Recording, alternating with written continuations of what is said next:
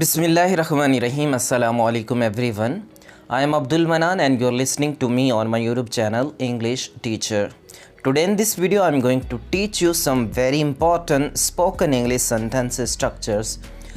ये स्ट्रक्चर्स जो हैं आपके लिए काफ़ी ज़्यादा हेल्पफुल हैं. इन स्ट्रक्चर्स का इस्तेमाल करके आप ख़ुद ब खुद सेंटेंस बना सकते हैं और अपनी डेली रूटीन के अंदर अपने इमोशंस और फीलिंग्स को एक्सप्रेस भी कर सकते हैं कि आपकी क्या पसंद है क्या नापसंद है. इससे पहले कि हम ये सारे स्ट्रक्चर सीखें, if you have not subscribe to my channel English teacher, please subscribe it and also press the bell icon for timely and informative videos like this. So let's begin today's video. The first structure that you are going to learn in this video is subject plus feel like plus first form of the verb and ing. आप यानी सबसे पहले subject लगाएंगे जो काम करने जा रहा है, जैसे कि आई, वी, यू, दे और इसी तरह से बाकी सब्जेक्ट्स हैं. फिर आप फील लाइक वर्ड लगाएंगे, उसके बाद first form of the verb और आईएनजी का एडिशन करेंगे फर्स्ट फॉर्म के साथ. इसका मतलब बनेगा दिल करना, चाहना, यानी किसी काम को करने का दिल, किसी चीज़ को खाने का दिल, कुछ करने का दिल. ये एक्सप्रेस करने के लिए आप बना सकते हैं स्ट्रक्चर. फॉर एग्जाम्पल यू से मेरा पिज़्ज़ा खाने को दिल कर रहा है. I feel like eating pizza. I feel like eating pizza. उसका बाहर जाने का दिल कर रहा है. She feels like going out. She feels like going out. आपने देखा कि शी जो है ये सब्जेक्ट है, फील लाइक हमारा स्ट्रक्चर का जो वर्ड है, उसके बाद गो फर्स्ट फॉर्म आईएनजी का एडिशन है साथ. अहमद का काम पे जाने को दिल नहीं कर रहा. Ahmad did not feel like going to work. कर रहा था यानी पास्ट है तो इसलिए डिड नॉट हमने लगा दिया है. Ahmad did not feel like going to work. क्या तुम्हारा बैडमिंटन खेलने का दिल कर रहा है.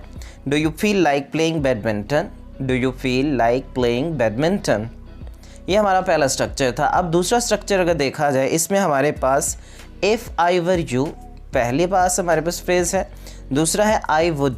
वुड के बाद आप फर्स्ट फॉर्म ऑफ वर्ब लगाएंगे. इसका मतलब बनेगा अगर मैं तुम्हारी जगह होता तो. अगर मैं तुम्हारी जगह होता तो अपनी छुट्टियों से लुत्फ़ उठाता. If I were you, I would enjoy my vacations. If I were you, I would enjoy my vacations. अगर मैं तुम्हारी जगह होता तो सवाल का जवाब देता. If I were you, I would answer the question. If I were you, I would answer the question.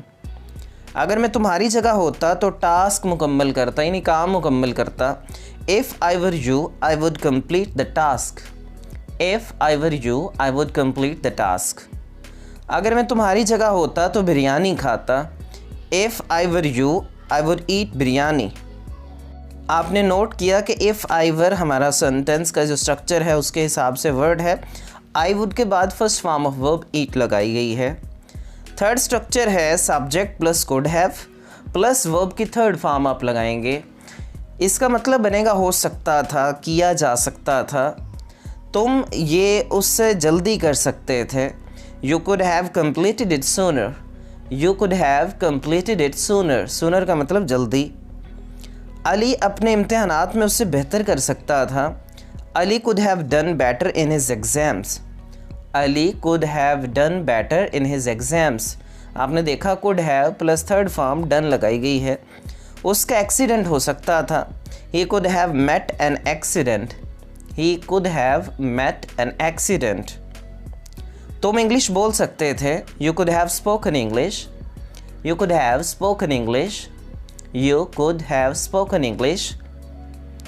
Fourth हमारे पास जो स्ट्रक्चर है उसमें हम सबसे पहले सब्जेक्ट लगाते हैं, उसके बाद वांट और फिर ऑब्जेक्ट लगाते हैं और उसके बाद टू और फर्स्ट फॉर्म ऑफ वर्ब लगा देते हैं.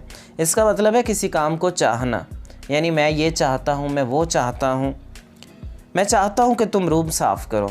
आई want you to clean the room. आपने देखा आई हमने सब्जेक्ट लगाया, फिर वांट लगाया, उसके बाद यू ऑब्जेक्ट लगाया, उसके बाद टू और फर्स्ट फॉर्म ऑफ वर्ब यानी क्लीन लगा दी. I want you to clean the room. मैं चाहता हूँ वो 8 बजे से पहले आए.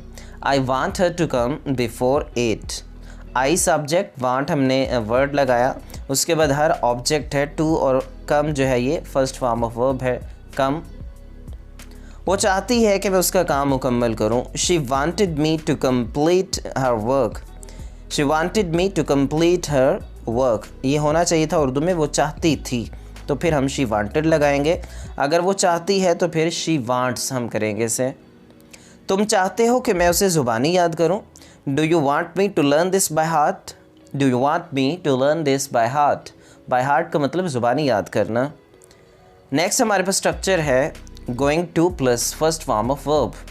मैं करने जा रहा हूँ, करने लगा हूँ, यानी जब हम कुछ करने का इरादा कर लें लेकिन अभी वो किया ना हो, बस करने जा रहे हों, तो उस वक्त हम लगाते हैं going to plus first form of verb. For example, मैं इंग्लिश सीखने जा रहा हूँ, I am going to learn English. I am going to learn English. वो अहमद की मदद करने जा रहा है या वो अहमद की मदद करने जा रही है। She is going to help Ahmad. She is going to help Ahmad. सब कुछ ठीक होने वाला है। Everything is going to be all right. Everything is going to be all right. ये ट्रिप बहुत मज़े का होने जा रहा है। This trip is going to be amazing. This trip is going to be amazing. Next हमारे पास स्ट्रक्चर है thinking of plus first form of verb and ING, यानी थिंकिंग ऑफ लगा के फर्स्ट फॉर्म के साथ ING का एडिशन भी करेंगे। इसका मतलब बनेगा करने का सोच रहा हूँ। मैं इंग्लिश सीखने का सोच रहा हूँ। I am thinking of learning English. I M, ये हमने जो है सब्जेक्ट के हिसाब से आई यानी सब्जेक्ट लगाया, फिर एम जो है वो हेल्पिंग वर्ब है सब्जेक्ट के हिसाब से। थिंकिंग ऑफ स्ट्रक्चर्स का वर्ड है और इसी तरह से फर्स्ट फॉर्म और ING का एडिशन है लर्निंग। मैं मार्केट जाने का सोच रहा हूँ। I am thinking of going to market. I am thinking of going to market. Thinking of भी लगा है और गो और फर्स्ट फॉर्म के साथ यानी ING का एडिशन भी है गोइंग के अंदर। वो ये हॉस्टल छोड़ने का सोच रही है। She is thinking of living this hostel. She is thinking of living this hostel.